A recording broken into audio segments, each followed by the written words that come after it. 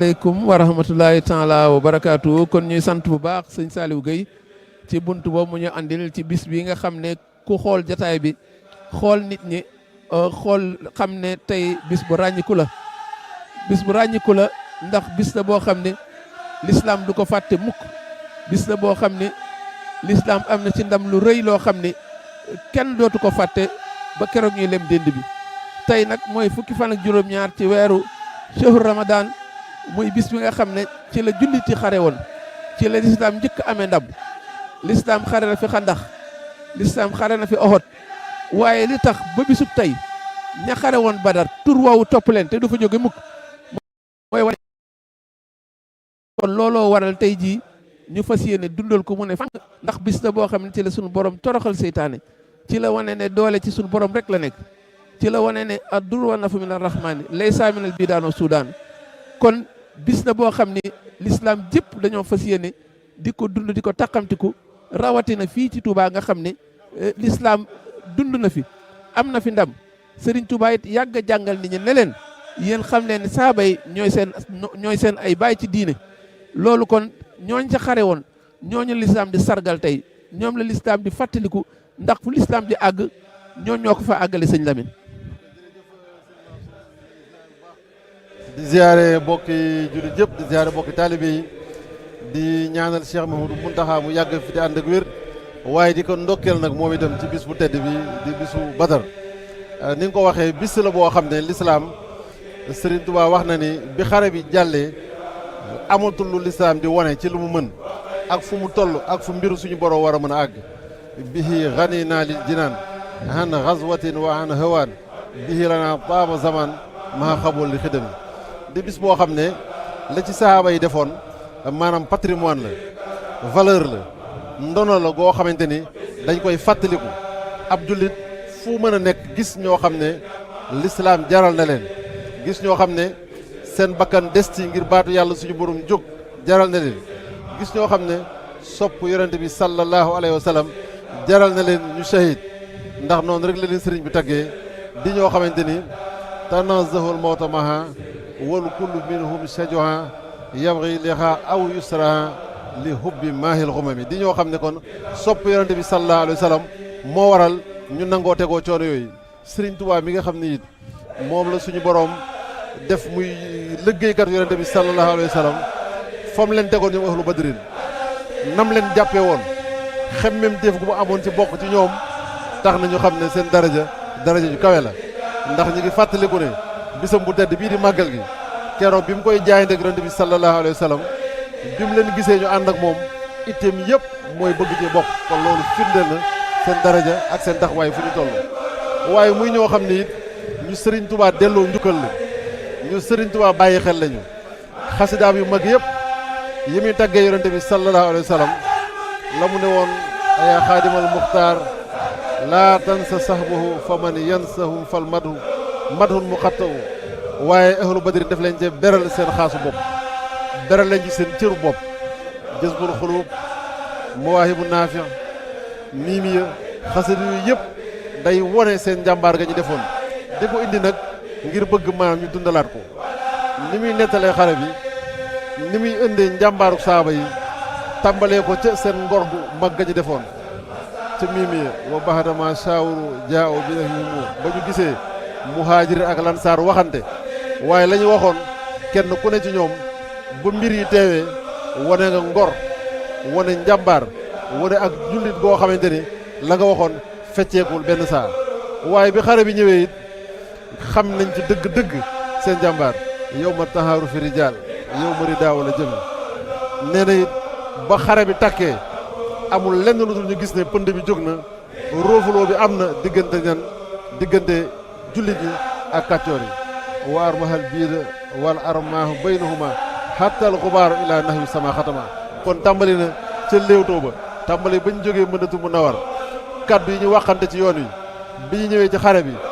pas-pas bi ñu am waaye bi roofaloo bi amee njàmbaar gi ñu wone ba keroog ñu dimbalal suñu borom ñëwee am ma doxu rabbul anam bi bindin am laakin hisaam li haradin laay li xam ardaw sawi taxasum kon ahlu badrin yaakaar naa ku mbindum seexul xaddim miin ay xasidaam sa tur seen tur dina ko miin lool ndax sëñ Abdou Lahad waxoon na ni Sëriñ Tuubaa nee na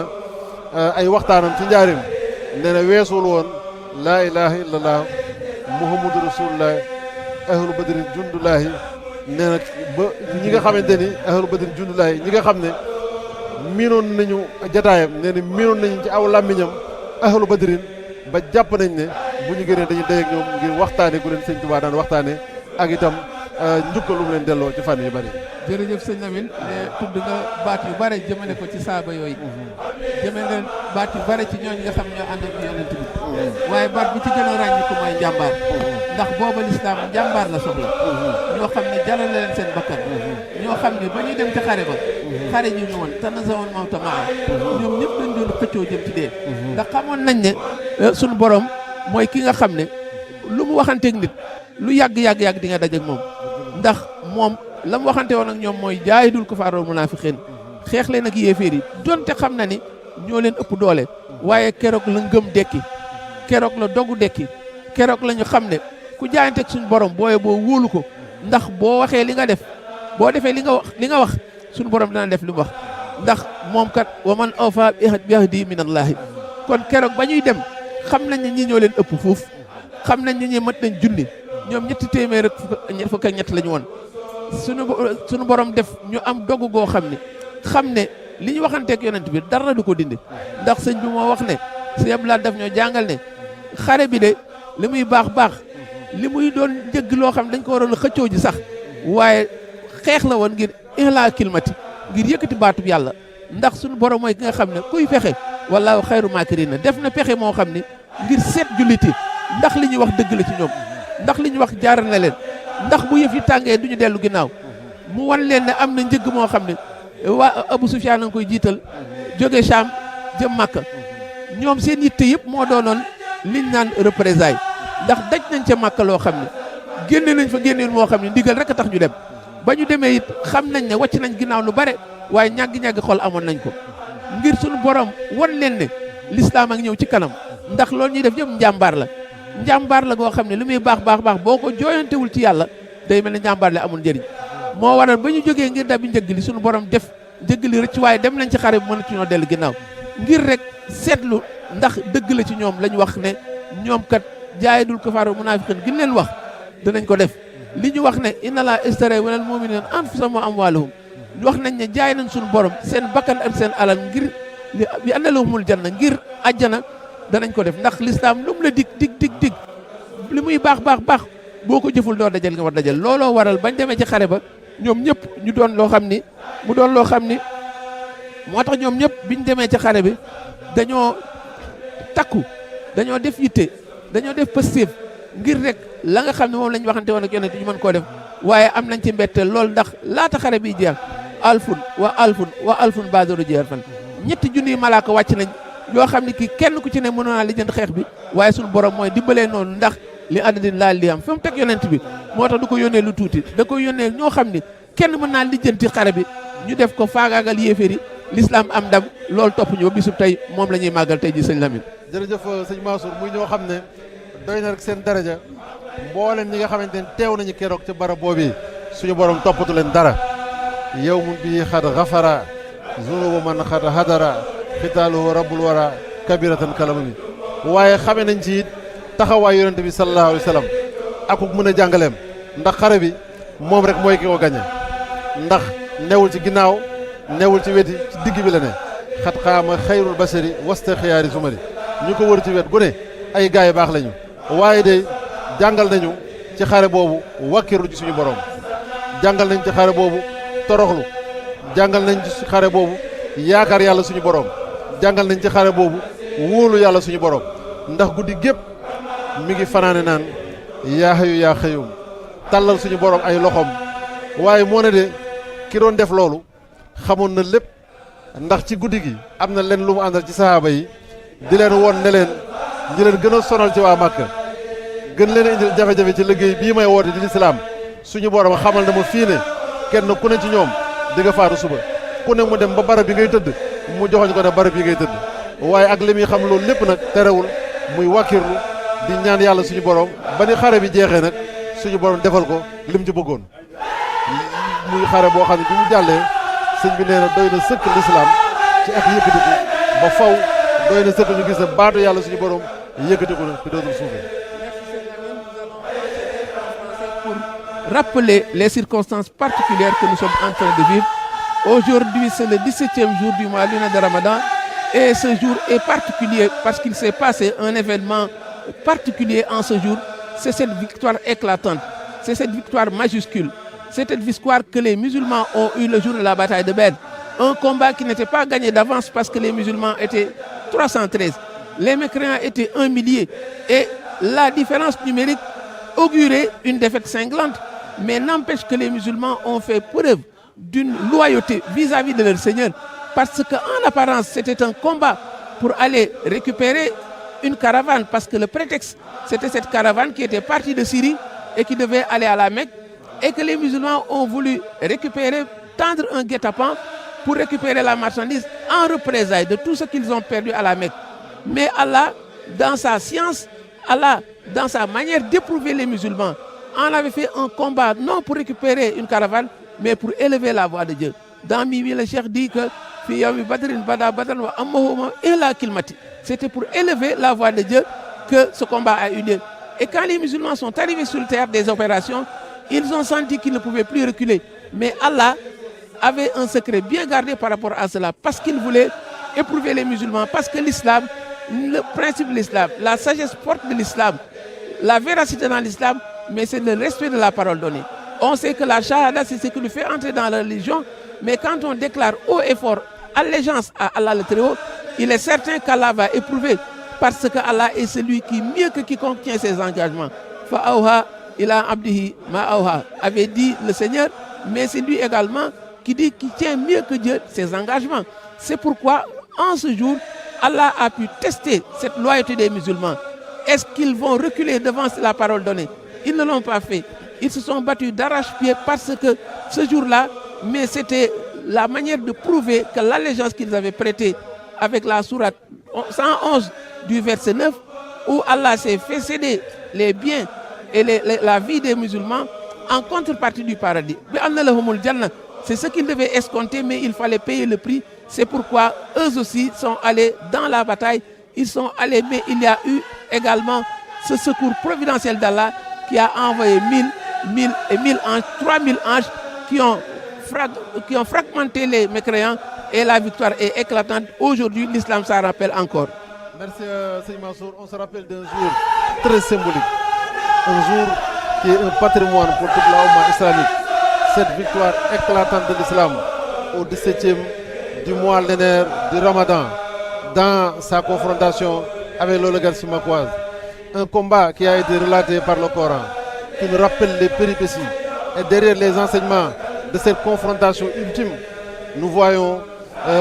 l'élévation de la voix de Dieu. Une occasion choisie par le Seigneur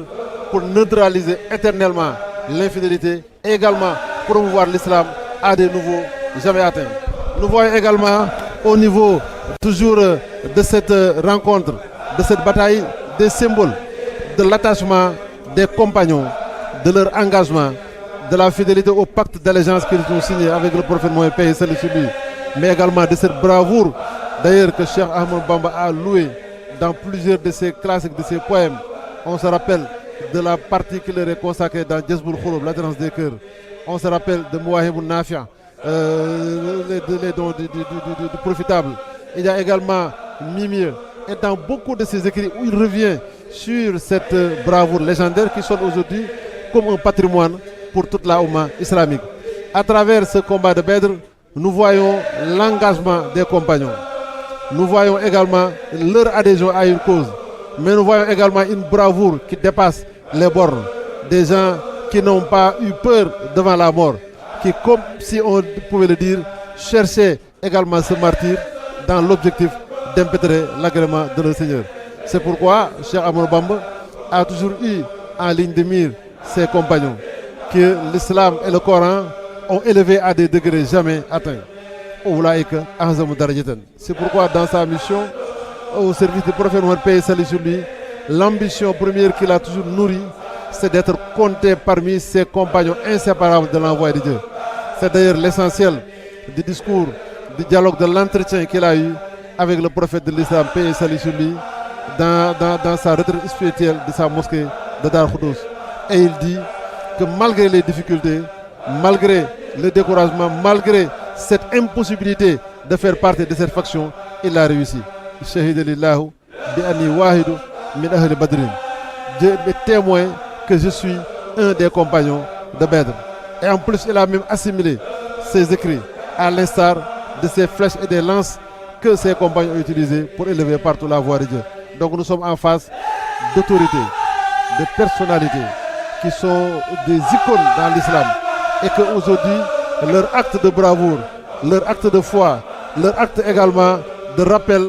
de confiance à Dieu sonnent comme des moments importants qui vont également revigorer les musulmans. Au-delà de la célébration du 17 Safar, on se rappellera toujours de Badr qui chaque année sonnera encore le même clairon pour rappeler aux musulmans le degré du sacrifice, l'abandon confiant à Dieu, mais également l'adhésion et surtout l'unité derrière le prophète de l'islam, paix et salut sur lui. jërëjëf sëñ Lamine jërëjëf sëñ Lamine ñuy sant bu baax ci bunt yooyu mashrab fii ci Touba waaye mashrabu saafi mel na ni njàngale mi sëñ Mountakha doon jàngale mokk na ba fi ñu toll nii murit ci fenn fu ci ne ñu ngi fay dundalaat mashrabu saafi kon du ñu def lu dul may leen bunt boo xam ne suñu mbokk taalibe yi nekk Espagne ni ñuy dundee la mashrabu saafi ñu jottali leen ci tuuti ngeen gis ko incha allah kon ñu bàyyi waaree si ñu wan leen bunt boobu door a dellusiwaat ci plateau bi incha allah. salaamaaleykum wa rahmatulah Baye Mansour ñu ngi leen di siyaar baax kon noonu ñu ko waxoon rek nekk fii ci Espagne daara Hizbut Tarqiyyah Touba Espagne ci ndigal sëñ Abdoulaye Kane ci noonu sëriñ bi taxawalee masjid bi ci Touba ñu nit ñu nekk fii ci Espagne di ko ànd di ko dundal tey ñu dajee ci dëkk bi ñuy wax Tortosa nekk ci Catalunya kon dañuy jox sëñ Mourtala Diène di jëwriñu conservateur kuréelu Nourou Darayni Touba Espagne mu indi ci ay kàddu ci liggéey bi kon sëñ Mourtala bismillah. salaamaaleykum Mouride ñu ngi leen di nuyu bu baax a baax di leen ziar di ñëw ci kàddu yi nga xamante ni rek moo jëm ci liggéey bi nga xamante ni ñu ngi koy def fii ci Espagne di liggéey bu am solo ndax comme ni ko Serigne Ndiaye waxee ci ndigal jëwriñu daara ji sëñ Abdoulaye Kane tey ñu amoon fi benn daje boo xam ne dañ koy daje ngir jëmmal li nga xamante ni mooy weeru koor gi fas yéene koo màggal comme ni ko ñëpp di defee di ko dundalee foofu ca Sénégal nga xam ne waxtu tàkkusaan jotee ba timis di jot xel yëpp du dem fenn fu dul ci barab boobu nga xamante ni murid yaa ngi fi toog fas yéene yëkkati xasida sëñ Bamba yi ci kanamal kilifa bu mag bi di Cheikh Mouhamadou Mountakha kon loolu it noonu la waa Espagne ñoom it am yéene barkeelu ci loolu daje fi tey jii fas yéene koo doxal mu jëm ci liggéey boobu ci loolu nag jàng nañ fi alxuraan comme ni ko masrab bi di defee dinañ fi durus ay xasida it comme nañu koy defee ci mbaar mi nga xam ne moo ci biti ba tey it danañ fi yëkkati njàngum xasida mi comme ni ñu koy defee foofu noonu ca Touba incha allah rabbi kon ñu ngi ziar ñëpp di jégalu ñëpp jërë ngeen jëf. jërëjëf sëñ Mourtala ci kàddu yi comme man ni mu ko waxee rek nañ koy dundal ci Touba te noonu la ñuy royee fi ñu nekk ci Espagne di dundal ndigalu sëriñ boobu ci mu ko indee ci weeru koor gi kon ñu ngi wàcc suñu kàddu foofu. ñu wan ci suñu mbokk taalibe yooyu nekk Espagne di fa dundal al mashrabu saafi min al manba'i shafi mu mel ne ñooñu dégg nañ bu baax njàngale mi nga xam ne Cheikh Mouhamadou Mountakha Mbacké mi ngi ko doon jàngale fii ci Touba mu mel ne law na ba àgg fu ne ñuy sant mbokk taalibe yi nekk foofu yëpp ñoo mel ni ñoom Serigne Dioum Ndiaye ak mboole mbokk taalibe yi nga xam ne ñoo nekkoon foofu ñu leen di sant bu baax ci liggéey boobu nga xam ne am na solo lool li ci topp nag mooy dañuy jébbal kàddu gi ki nga xam